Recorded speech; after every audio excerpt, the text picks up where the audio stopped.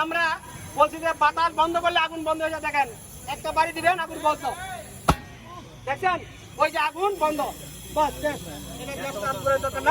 এবার আমরা আসি আর এক পর্ব আসি, ওই ড্রামের মধ্যে আগুন ধরলে আমরা কেমনে যে বাতাস বন্ধ করলে আগুন বন্ধ হয়ে যায় এটা আমরা দেখাবো একটু। আরেকটা আছে, ড্রামটাতে একটু দেখাই দিলে ভালো হইতো।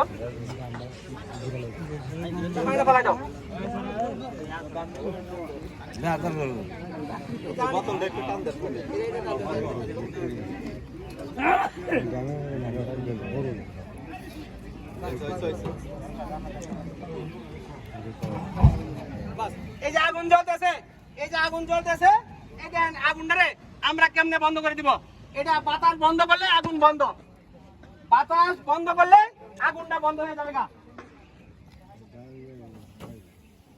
দেখছেন ওই যে, অর্থাৎ এর মধ্যে এখন আগুন কিন্তু আসিল, এখন আগুনটা জ্বলতেছে, জ্বলতেছে না। কে জন্য?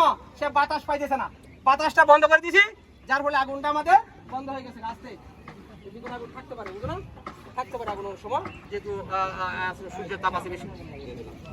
এবার দুইজন আসেন, দুই পক্ষ থেকে, এই পক্ষ থেকে একজন, এই পক্ষ থেকে দুজনে আপনারা নিয়ন্ত্রণ করুন, আমরা ছবি উঠাবো। আসেন, সাহস করে আসেন, একজন আসেন।